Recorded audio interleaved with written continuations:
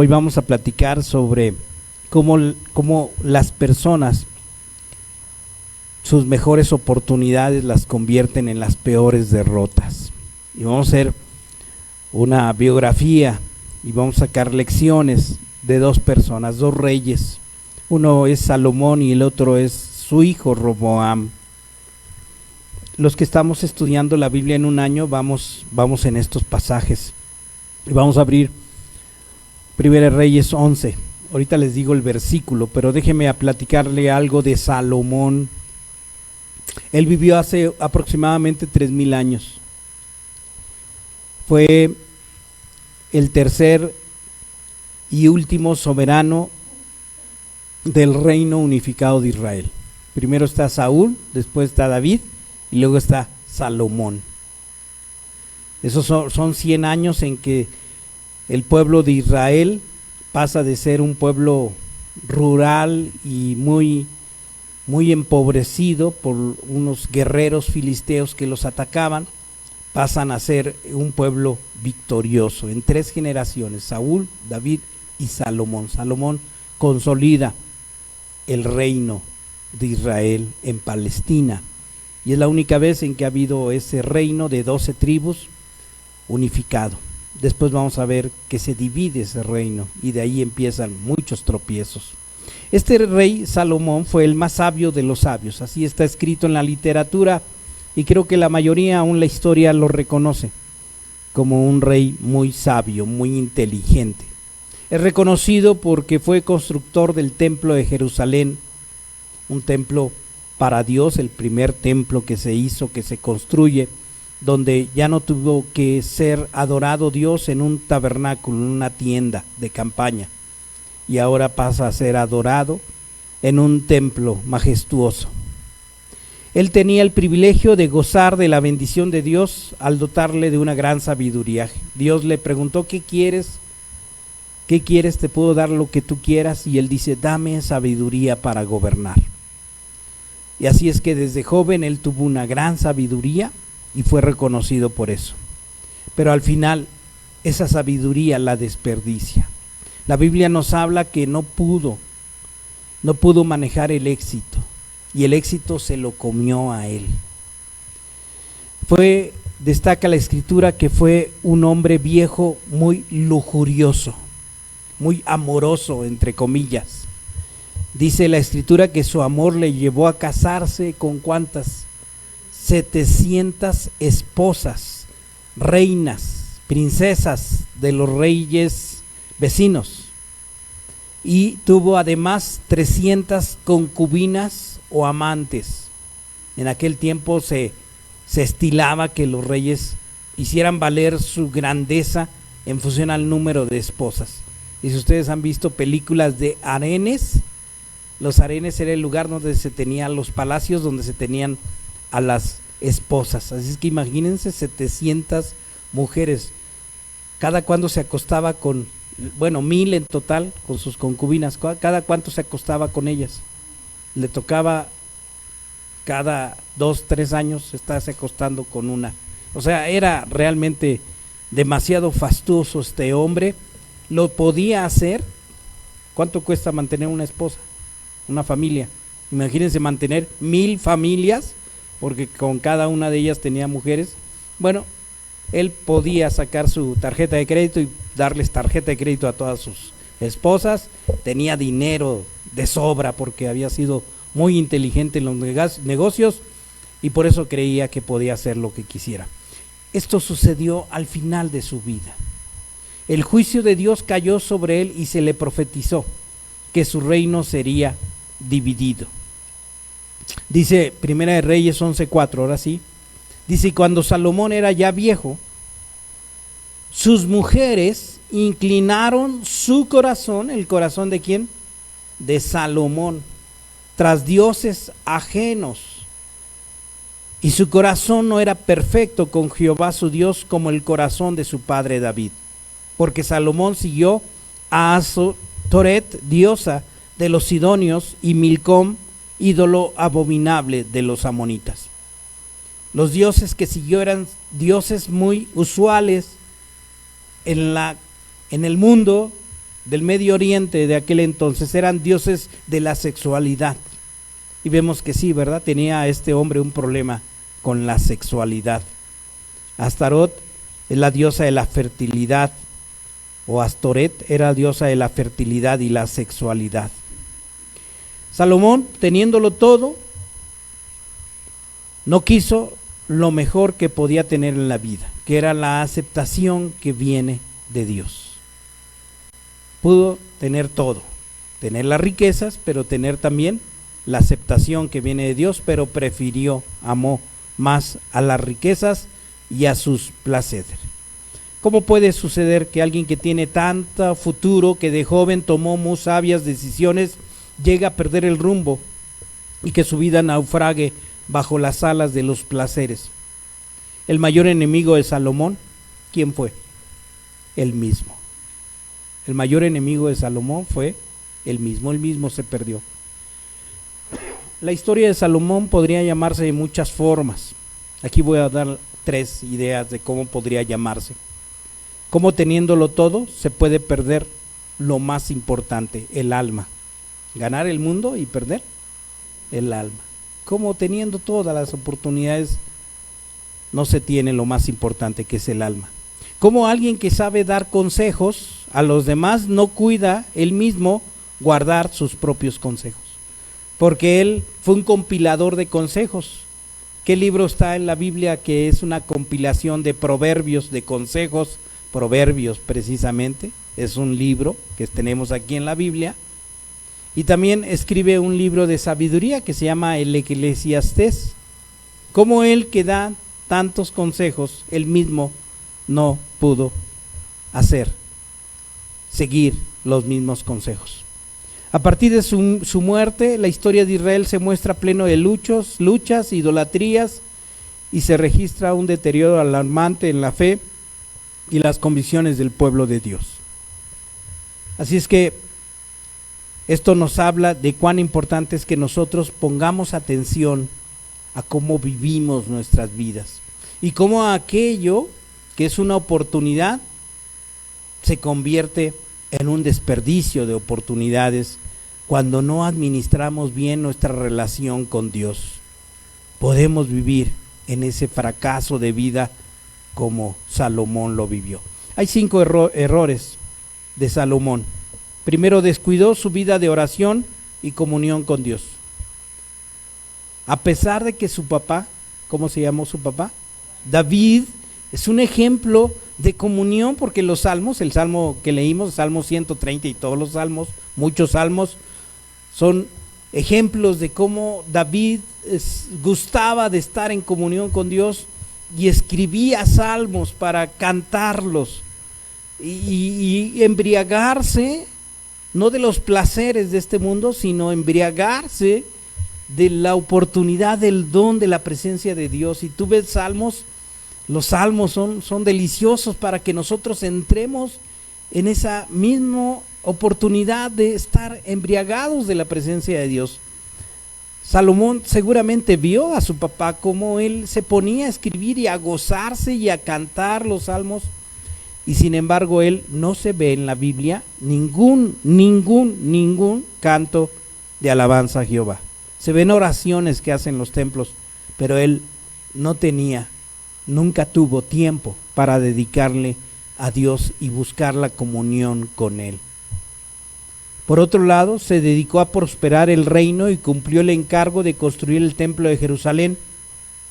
Sin embargo, también creó alianzas con otros reinos en los cuales aceptó esposas princesas que tenían una religión ajena de Jehová.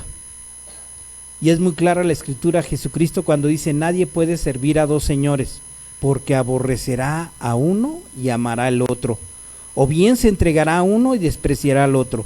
No podéis servir a Dios y al dinero, a las riquezas. En el caso de Salomón, decidió seguir a las riquezas y decidió que quien lo iba a proteger eran sus alianzas, y con eso se puso en contra de Dios. ¿Quién debió de haber pensado: quién es el que me va a proteger?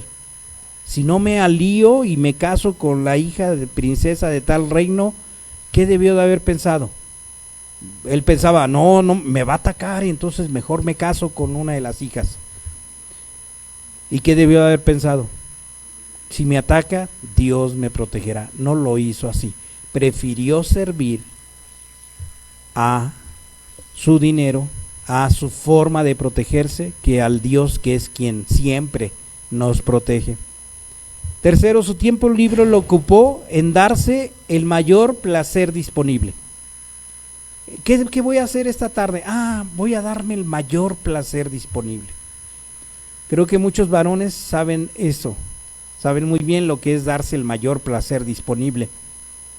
Cuando dicen, esta tarde me la voy a pasar viendo el fútbol con mis cuates, bebiendo un rato y pasándola bien con mis amigos. O bien, esta tarde me la paso viendo pornografía, ese es el mayor placer disponible. O bien, esta tarde me la paso en mis carreras de moto, yo me lo voy a sufrir, o no, yo mismo me lo voy a pasar bien. Dice Eclesiastés 2:10, no negué a mis ojos ninguna cosa que desearan, ni aparté mi corazón de placer alguno, porque mi corazón gozó de todo mi trabajo, y esa fue mi parte de toda mi faena. Lamentablemente veo cristianos que muchas veces se dejan llevar por el placer. Y ahora su esposo, ¿por qué no vino? Ay, perdón, pastor, se fue a jugar fútbol con sus amigos. Es muy placentero jugar fútbol, ¿verdad? Sí, muy placentero. Y eso es algo típico de Salomón. Y tú ten claro, todo placer implica la posibilidad de la tentación y de la esclavitud. Jesucristo dijo, todo aquel que hace pecado es esclavo. ¿De qué? Del pecado. No es que la vida cristiana sea no tener placer. Gracias a Dios tenemos placeres que son dados por Dios y que podemos disfrutar. ¿Qué dice la palabra de Dios respecto a la esposa? Que disfrutes de tu esposa, disfrutes de tu familia, pero no te vayas a placeres que están en contra del propósito de Dios para tu vida. 4. A pesar de ser autor de libros de sabiduría, él mismo no la aplicó para sí. Por ejemplo, Proverbios 3:5 dice, fíate de Jehová de todo tu corazón y no te apoyes en tu propia prudencia. ¿Y qué hizo Salomón? Se fió de su propia prudencia y no se fió de Jehová. 5. No se registra en toda la Biblia un hecho evidente de arrepentimiento. El libro del Eclesiastés, uno lo lee. ¿Quién ya leyó el libro del Eclesiastés? Levanta su mano. Es un libro que está evidentemente hablando de alguien que dice, hijo, yo probé de todo y nada me supo rico, o sea, es vanidad y aflicción de espíritu, ni aún trabajar duro, ni disfrutar de todos mis placeres, ni construir todo lo que construí. Y entonces va hablando acerca de lo que eso no me dejó, pero ahí no se habla directamente de una posición de arrepentimiento. A pesar de que está cercano al arrepentimiento, este varón no se arrepintió. ¿Qué hubiera pasado si se hubiera arrepentido? Hubiera habido bendición. ¿Qué pasa cuando tú te arrepientes y cambias tus caminos hacia Dios? Hay bendición, hay mucha bendición. Pero si sigues en tus malos caminos, aunque reconozcas, no, sí, yo he hecho re mal, hijo, tú no fumes, no debes de fumar, yo ya, ni modo, tú no bebas, yo ya, ni modo, pues ya bebo y ya, ni modo, pero tú no, pero no se arrepiente el papá y sigue fumando y sigue tomando cerveza. ¿Es un buen testimonio de arrepentimiento?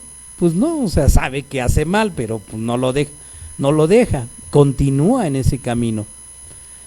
Y entonces este hombre, Salomón, pues es de las lecturas en las cuales uno ve un final no feliz, un final terrible, diríamos, para alguien que pudo haber dejado un buen final para los suyos, para nosotros, y haber leído, se arrepintió de todos sus caminos y Jehová lo bendijo. No es así. Salomón termina mal. Habiendo empezado también, terminó.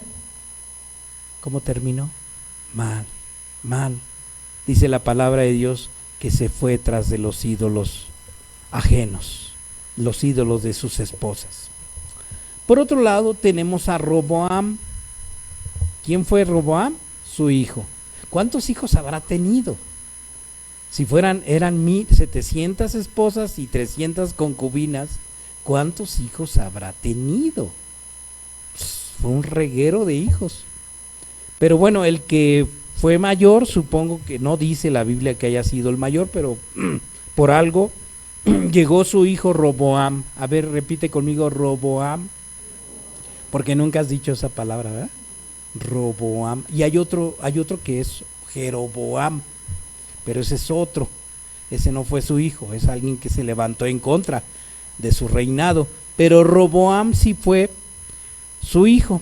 Tenía el privilegio de ser un rey que llega después de que muere Salomón en un próspero reino, pero también desperdició la oportunidad. En el primer libro de Reyes aparece este joven rey, 40 años, cuando empezó a reinar. A pesar de que Salomón tuvo muchos hijos, su subida al trono fue sin problemas. En ese sentido, Salomón sí pensó bien cómo colocarlo sin que la cantidad de hijos se levantara también en contra. Pero se ve que Salomón, con esa estrategia política, no pensó en lo que estaba haciendo con su pueblo. Y hay, por parte de los líderes de las tribus, acuérdate cuántas tribus eran, 12, pero había una que no contaba. ¿Cuál era la que no tenía tierras? La de Leví. Por lo tanto, ¿cuántas tribus quedaban? 11. Entonces las 11 tribus están molestas desde Salomón, evidentemente, por los altos impuestos que están pagando. Y entonces se reúnen con Roboam ya cuando es ascendido al trono. Y fíjate, Primera de Reyes, vámonos a Primera de Reyes, capítulo 12, versículo 4, vamos a leerlo todos juntos, por favor. ¿Qué dice? Tu padre agravó nuestro yugo, mas ahora disminuye tú algo de la dura servidumbre de tu padre y del yugo pesado que puso sobre nosotros, y te serviremos. Tu padre agravó nuestro yugo. Es decir, le están diciendo, oye, tu papá Salomón se pasó de impuestos. Pues imagínate cuánto costaba mantener a las esposas. ¿Quién mantenía a las esposas? ¿Salomón? No, que los impuestos del pueblo, ellas eran. Y entonces el reinado, donde aparecen versículos que mencionan que los israelitas eran jefes y capitanes y eran gente que trabajaba y le iba muy bien, ya al último se está viendo que no, ya no les va tan bien, porque pues para pagar tan costoso familia real, pues tuvo que aumentar los impuestos, agravó el yugo, y un yugo pesado que tenían sobre ellos. Usted acuérdese que la intención de Dios era que no tuvieran reyes, ¿verdad? ¿Se acuerda? Samuel era el juez, y la idea de Dios cuando le pide el pueblo, danos un rey como todos los demás, les dice Samuel que un rey les iba a gravar en impuestos, iba a hacer que sus hijas se fueran a servir de sirvientas al palacio, que sus hijos los iba a tomar como soldados, y les hace ver que Dios no es lo que espera para su pueblo. Pero ellos quisieron a fuerzas un rey, y ahora ya el rey se impuso y ya pasó lo que les había pronosticado. Esto de ser un rey o un líder que en vez de servir al pueblo se sirve del pueblo es algo muy común. Conocemos países que los políticos se sirven del pueblo y que en realidad no sirven al pueblo, lo que hacen es saquear al pueblo. ¿Tú conoces algún país? No, no conocemos ningún país así, ¿verdad? Pero ¿qué hacen los que están de políticos? ¿Qué dicen cuando están de campaña? Ah, no, oh sí, que ustedes díganme qué necesitan, yo los voy a servir, yo mismo voy a venir aquí con la pala y yo voy a estar aquí, ustedes nada más voten por mí. Y a la hora que votan, ya no los vuelves a ver, ¿verdad? Ya Es una promesa, se queda en promesa. Y esto sucede también en el mundo religioso. Lamentablemente también sucede en las iglesias. En las iglesias cristianas evangélicas también llega a suceder. Hay una iglesia que usted conoce muy bien que antes se llamaba Pare de Sufrir. ¿Qué vendían ellos? Milagros. Pare de sufrir. Pero para eso usted que tenía que poner fe. Pero fe material, ponga fe material, o sea, ponga dinero. Dice el líder esta frase: muchos quieren poner fuerza espiritual, ayunar, orar, alejarse del pecado, pero no actúan con fe. Deben de renunciar a algo material para que se vea la fe. ¿Eso a quién le conviene? A ellos, a los líderes. Y la iglesia Pare de Sufrir es un mega negocio mundial, ya está en todo el mundo, ¿eh? ¿Sí sabes que están aquí? Ya llegaron a Toluca, ¿verdad? Y se están esparciendo porque son muy hábiles para vender los milagros. Pero son iglesias que oprimen a las ovejas, a las personas que están buscando un cambio, pero las oprimen en base al deseo de la prosperidad. ¿Qué estimulan ellas para que la oveja sí quiera estar ahí? El deseo y la ambición. Normalmente es el deseo y la ambición. Es que yo quiero esa casa. Me dicen que si yo me concentro, yo voy a tener una casa allí en las lomas, que yo decida cuál de todas esas casas y yo la voy a conseguir. Pero para eso necesito aportar materialmente para hacer realidad esa promesa. O iglesias que también oprimen en base al deseo de ganar el cielo por las obras. Hay iglesias que están diciendo: no, es que si tú no trabajas en el reino de Dios, tú no vas a estar dentro de los seleccionados para estar en el paraíso de Dios. Y se ponen a trabajar. Si has hablado con algún testigo de Jehová y le dices: oiga, y usted, bueno, te echan mucha información, ¿no? Pero ya que te dejan hablar, le preguntas: oiga, ¿y usted ya es salvo? ¿Usted ya está salvado por la sangre de Cristo? ¿Qué te dicen ellos? No, pues para eso lo estoy consiguiendo. No, eso no. Pues necesito trabajar y por eso estoy haciendo esto. O sea, ellos a sus feligreses les han escondido la salvación que hay en Cristo Jesús. ¿La salvación cuesta?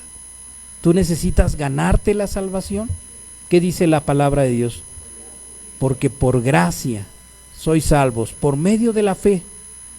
Y esto no de vosotros, pues es un don de Dios. ¿Y qué dice Juan 3:16? Porque de tal manera amó Dios al mundo, para que ha dado a su Hijo unigénito, para que todo aquel que cree en Él no se pierda, mas tenga vida eterna. ¿Qué hay que hacer para ser salvos? Creer en el Señor Jesucristo, creer en el Señor Jesucristo. ¿Hay que ganarse el cielo por obras? No. ¿O por misas? ¿Hay que ganarse el cielo por misas? Hay que decir misas cuando usted deje pagado sus misas, ¿eh? Aquí le recibimos su dinero y aquí vamos a estar orando por usted cuando se muera, para que no esté tanto tiempo en el infierno, ¿sí? ¿Qué dice la palabra de Dios? ¿Qué le salva del infierno? La fe en Jesucristo, para que todo aquel que cree en Él no se pierda. ¿Qué necesita hacer usted? Creer en Cristo Jesús. O iglesias que oprimen en base a la supuesta infabilidad de los pastores o infabilidad de los sacerdotes, porque ellos sí tienen el Espíritu de Dios. Usted está escuchando, no sé si ha escuchado lo que pasó con ese pseudo pastor Nazón, pseudo apóstol Nazón Joaquín. ¿No saben? ¿No han escuchado las noticias? De que su iglesia, que es una gran comunidad, grande, está hasta en internacional, practicaba el sexo con niñas de su comunidad. Y la gente, aún los papás decían: no, sí, pero si es el apóstol de Dios, es el siervo de Dios, él no puede pecar. Así es que papás que entregaban a sus hijas, algunos no, papás que decían: no, espérese, ¿qué pasó, hijita? ¿Por qué lloras? Es que el siervo de Dios me hizo esto. Entonces ellos sí levantaron demandas y por eso llegó a la cárcel. Pero hay iglesias que oprimen en función a la supuesta infalibilidad de los pastores o sacerdotes. ¿Somos infalibles los pastores? No, sí nos equivocamos y fallamos. Y es la iglesia, nosotros como iglesia, tú como iglesia, quien en un momento dado, si el pastor está fallando, le tiene que decir: pastor, hermano, Toño, algunos me dicen Toño, oiga, usted tenga cuidado en esto, yo le vi esto, ¿debe de hacerlo usted? Sí, debe de hacerlo usted. Ah, pero a veces sucede que cuchichea, es que el pastor hizo esto, ay, ¿qué está haciendo esto? ¿Y eso ayuda? No ayuda, eso no ayuda. Y mire, se ríe, ¿verdad? Esperemos que se ría porque nunca lo ha hecho. Pero es que el pastor hizo esto. Ay, sí, y sí, ¿verdad? Y también yo me fijé que hizo esto otro. Y sí, y se incendia. Si usted ve a un hermano que está en pecado, ¿qué debe decir?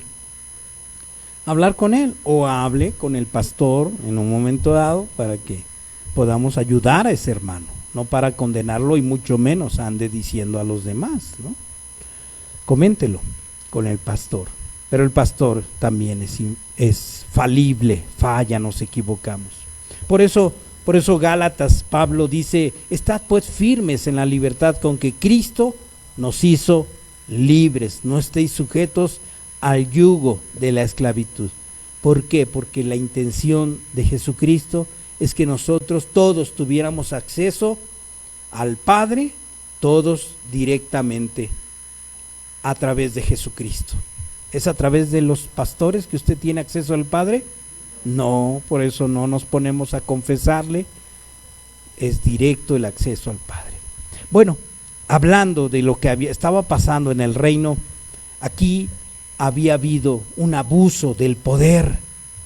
Y fíjense lo que pasó cuando le dijeron a Roboam, el pueblo: oye, hay mucho abuso, ¿podemos tranquilizarnos con esto de los impuestos? Y primero Roboam hizo algo correcto, pidió consejo. Primera de Reyes 12:6. Pidió consejo a los ancianos, gente de nombre, gente que había corrido en la vida, gente que era de autoridad. Y entonces Roboam el rey, un joven de 40 años, así es que seguramente eran ancianos de más de 60 años, 70 años, les dice: ¿qué piden? ¿Qué debo de hacer a los ancianos?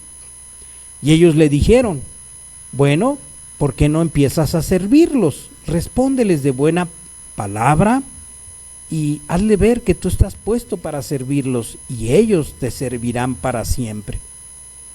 ¿Eso fue un buen consejo? Sí, fue un buen consejo. ¿Vale la pena tener consejeros, tener personas a quienes les pidas consejo? Hijo, hermano, es tan importante, joven, es tan importante que tú pidas consejo. A lo mejor tú no te puedes acercar a tus papás porque son cerrados, pero pide consejo a los adultos, y qué mejor en las iglesias donde tú puedes recibir consejos. Y también varón, mujer, pide consejos. Hay mujeres sabias a tu alrededor que te pueden dar buenos consejos. Dice la palabra de Dios en Proverbios 11:14: donde no hay dirección sabia, caerá el pueblo, mas en la multitud de consejeros hay seguridad. ¿Qué es lo que anhela Dios? Que en nosotros exista esa humildad para pedir consejo. Necesito que me ayudes a pensar en lo que debo de hacer. Y Roboam eso hizo en primer lugar. Pero al final de cuentas ese consejo no lo siguió. ¿Por qué? Porque también dijo: bueno, ya escuché su consejo, pero voy a pedir consejo a mis cuates, con quienes yo me crié. En el versículo 8 dice: pero él dejó el consejo que los ancianos le habían dado y pidió consejo de los jóvenes que habían crecido con él y estaban ahí con él. ¿Qué pasa cuando el joven, primaria, secundaria, pide consejo a los amigos? ¿Qué le van a decir? Ah, pues sí, hazlo. ¿Debo de fumar? ¿Qué van a decir? Ah, pues pruébalo. debo de probar ese pastillita que me dan los pericos, ¿verdad? Ahora ya está, cuidado, cuiden a sus hijos. ¿Qué le dicen los jóvenes a otros? Pues tú pruébalo, total, no seas niña, ¿no? A los varoncitos, no seas niña, o a las niñas, no seas cobarde, ándale, pruébalo. Cuando le piden consejos entre ellos, ¿sí te pasó cuando eras jovencito, jovencita? Pedías consejos a tus cuates y que te decían, no, que eran consejos bien equivocados. Y así es que pasó lo mismo con Roboam. ¿Y qué aconsejaron? Le dijeron, no, tú no les vayas a decir eso de que tú les vas a servir. No, diles que si mi papá les cargó un pesado yugo, yo añadiré vuestro yugo y va a ser más fuerte. Si mi padre les castigó con azotes, con golpes, yo pondré escorpiones además. Y siguió ese consejo. ¿Cuál fue el resultado? Que al final de cuentas el pueblo, al escuchar la respuesta de Roboam, le dice, ¿sabes qué?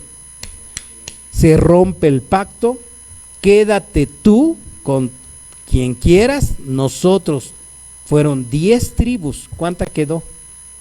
Una tribu, la tribu de Judá se quedó, y el resto de las tribus dijeron, no, ya no vas a ser nuestro rey, así es que vámonos a nuestras casas, y ahí vamos a tener nuestro propio rey, no te necesitamos. ¿Cuál fue el resultado? Que el pueblo de Dios se dividió, el pueblo de Israel ya quedó en 2 grandes reinos. Y Reyes, el libro de Reyes y el libro de Crónicas habla de qué pasó con cada uno de esos reyes. Es lo que vamos a entrar ahora nosotros, los que estamos leyendo la Biblia en un año cronológicamente. Vamos a empezar a ver qué hizo cada rey. ¿Por qué Dios pone estas historias tristes de personas que actuaron neciamente? ¿Por qué crees que están puestas allí en la Biblia? ¿Es un mal ejemplo? ¿Para qué? ¿Para que sigamos esas historias? ¿Para que no sigamos esas historias? ¿Qué más? ¿Qué más enseñanza? Aprendemos. No tenemos que aprender en nuestra propia cabeza, vale la pena aprender en cabeza ajena. ¿Qué nos enseña entonces Salomón? ¿Qué aprenderías tú de Salomón? Si tienes éxito, síguele, tú dale, ¿sí? ¿Eso aprenderías? Si tienes éxito, ¿qué debes de hacer? Buscar a Dios en primera cosa, que si debo tener éxito es en las cosas de Dios. ¿No te parece? Que eso es una buena lección.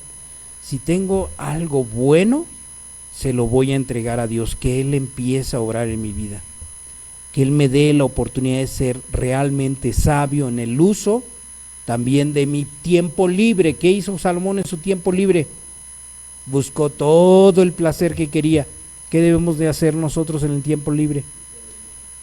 Y si vamos a adquirir algún placer, vamos a hacerlo en familia, ¿no? Es bueno hacerlo en familia. Roboam reinó 17 años y dice el libro de Crónicas, segunda de Crónicas 12:14, hizo lo malo porque no dispuso su corazón para buscar a Jehová. Hizo lo malo. Alguien que podía haber tenido muchas oportunidades de servir a Dios, las desperdició. Así, las mejores oportunidades se convierten en tus peores derrotas. Tú tienes a tu lado, a tu alrededor, oportunidades. Tienes una familia, tienes la vida, tienes la oportunidad de acercarte a Dios, tienes la oportunidad de buscar su presencia. Él se está ofreciendo, Él está llamando a la puerta.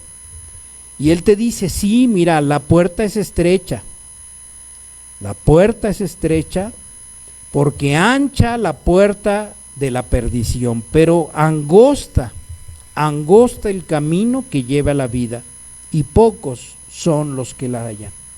Aquí podría estar todo Capuluac, pero no lo está. Lamentablemente son muchos que se van por los caminos anchos del éxito, de sus ocupaciones, de sus preocupaciones, de sus trabajos. Pero tú que estás aquí, es la oportunidad para que tú sigas el camino angosto. No es fácil. ¿Es fácil? No va a ser fácil. ¿Vale la pena? Vale la pena. Vale la vida, vale el alma la pena. ¿Lo harás o no lo harás? Vamos a ponernos de pie y vamos a entonar este canto. Levanto mis manos. Y vamos a buscar levantar las manos cuando digamos levanto mis manos.